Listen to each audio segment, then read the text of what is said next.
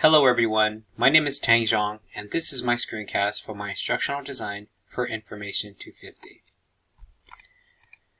Now before we dive into the course, I would like to first address this question. What is a legitimate resource? When we are writing any academic paper, we are tasked to complete research using reliable resources to back up our claims and statements, and that is where legitimate resources come into play. When locating resources to write any academic paper, we usually want to locate sources that are trustworthy, legitimate, and/or are peer-reviewed. That way your audience can trust the information that is being presented. Most reliable resources can be found through your academic library or a public library. As an example, I am using Arcane Library through sjsu.edu. You can see here that I listed peer-reviewed articles, journals, vlogs, and etc. Most of the resources located on SJSU only add trustworthy resources that have gone through a peer-reviewed phase or fact-checked for legitimacy through other academic databases. If you're not aware of what peer-reviewed is, SJU's definition is that peer-reviewed articles are written by experts and reviewed by other experts, their peers, before they are published. It is a type of quality control. Peer-reviewed articles may also be called scholarly or refereed. Other legitimate resources can be found through academic databases such as Academic Search Complete, Library and Information Science Source, Taylor and Francis, and many others found through your academic institution. As a general rule of thumb, when seeking to find legitimate resources to help write your paper or research, first look through your academic library. Now let's get into the talk of sources that may not be as reliable or used in most academic writing. Most, if not all, social media posts, links, videos, etc. can be categorized as not reliable. Firstly, because most information presented on these social sites have not been fact-checked or gone through a peer-review process. Other times, information found on these social sites may be false. That is why it is important to not always believe what you see immediately. Although these sources may not be as credible, they may still provide some useful information. It is up to you as the academic writer to determine that decision. Also, you will most likely not see any academic papers being published with references that notes, according to Facebook or a random post by a person or entity. As another general rule of thumb, gather your research information through trustworthy sources such as your academic library.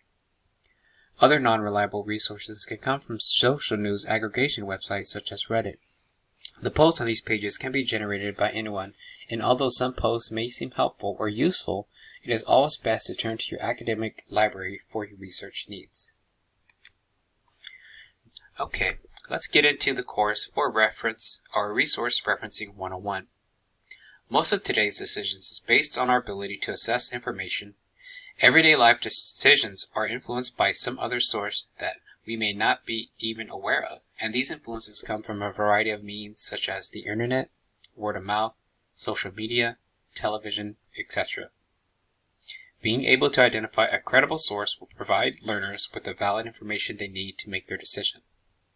As mentioned earlier, being able to identify credible sources from non-credible ones will help you in the researching process. I cannot stress how important non-credible resources can sometimes hurt your paper if not approached with proper research. For the course breakdown, this course will be a credit or non-credit. It will consist of a 6-week asynchronous, 1 synchronous, fully online session through Canvas. Assignments will take form of formative assessments instead of summative. No quizzes or tests will be administered throughout the 6-week course. The learner's participation will consist of a variety of activities. Learners will be expected to read lectures that are administered through the course weekly.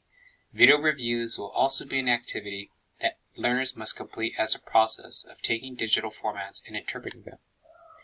Learning outcomes.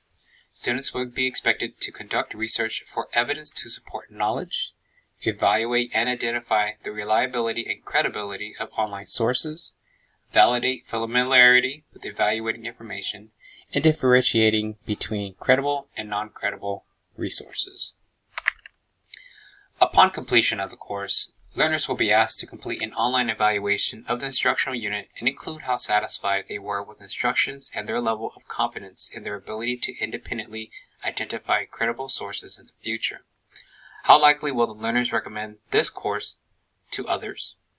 Included will be a fill-in section by which the student can include feedback about the course. Was it good? Bad? Not recommended? Just the learner's input. By having a better experience with this course, learners may also teach the skill to other students and continue the learning experience by applying what they have learned. Thank you for listening to my crash course for Resource Referencing 101. Go Spartans!